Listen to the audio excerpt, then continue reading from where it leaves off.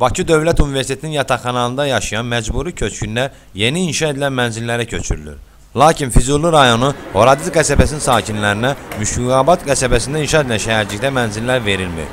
Qaçqınlar və məcburi köçkünlərlə iş üzrə Dövlət Komitəsinin nümayəndələri Horadiz qəsəbəsindən olan qaçqınlara bildiriblər ki, öz yurdunuzda köçün. Məcburi köçkünlər isə Horadiz qəsəbəsində yaşamağın qeyri-mümkün olduğunu söyləyirlər. 1993-cü ildə qaçqın gəlmişəm, atamla, anamla bir yerdə. Ondan sonra ailə qurmuşam, 17 yaşında oğlum var. 2 dənə də əkiz oğlum var, 13 yaşında. 5 baş ailə Bakı Dövlət Universitetinin yataqxanasında yaşayırıq. Yataqxanada, 3 saylı yataqxanasında yaşayırıq. 95-ci ildən orada yaşayıram. İndi bu Bakı Dövlət Universitetinin yataqxanalarında yaşayan məcburi köçkünləri köçürürlər, köçürülmə başlayıbdır. İndi gəliblər, 2009-cu ildə bizi siyahıya alanda gəlib mənim uşaqlarımla bir yerdə siyahı alıblar, heç bir xəbərdarlıq etməyiblər, heç bir siyahı sənədlərimizin üzərində siyahı aparıb, bizi arxain edib gediblər, heç bir sözdə, heç bir xəbərdarlıq eləmədən.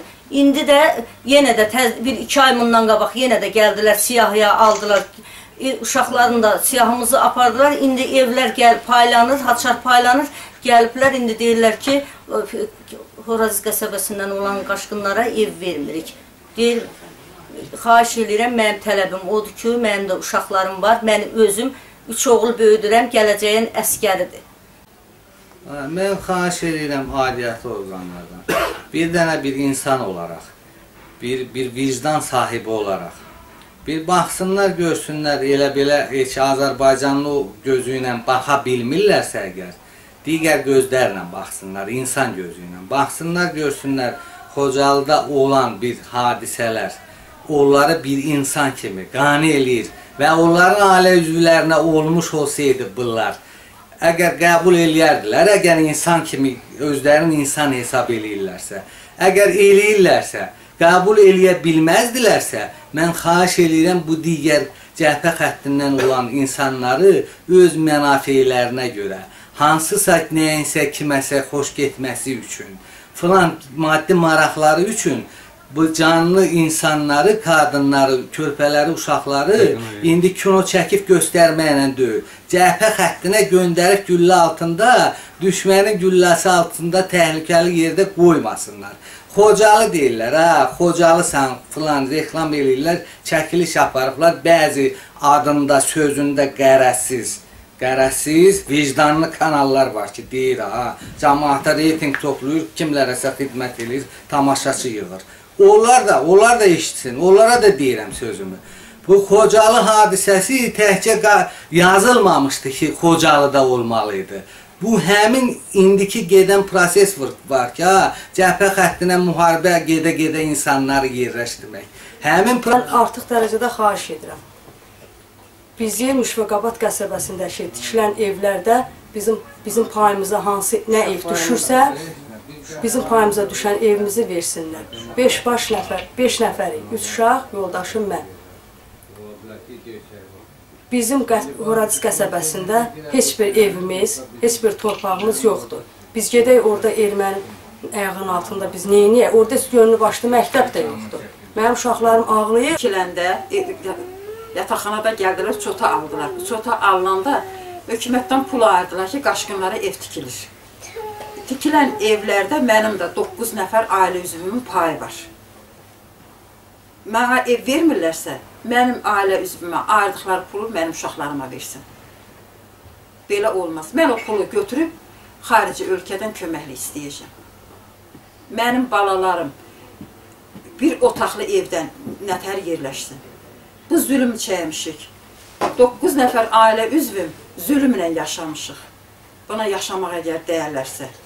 İndi də vaxt dəyağında gəlib, bu çota alıb, artımım var, azalanım var deyib, bu çota alıb, indi də gəlib deyir ki, sizə ev verilmir.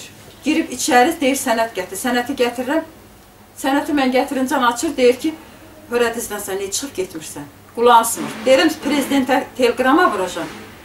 Bana deyir ki, prezidentin telegraması ilə bizi qorxuzursan.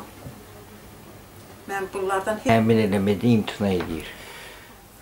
Hal-hazırda Qaçqın bu işlərə, ev təminatına arayışda da göstərdiyi kimi Qaçqın.com baxır, Əli Həsənov cənabları. Qaçqın.com-un sədri, Məcburi Köçkünlər, Qaçqınlar və Məcburi Köçkünlər Komitənin sədri var, Əli Həsənov cənabları. O və onların hal-hazırda bütün köçürülmə məqamlarında Əli Həsənov bildiyiniz kimi bir komitənin sədri kimi iştirak eləmir. Amma onun nümayəndələri var. Onlar kimdilər? Qaçqın.com burada işləyir.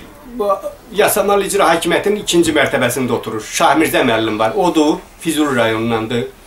Və Bahadur var, humanitar şöbəsinin müdürüdür, odur, Bahadur müəllimdir.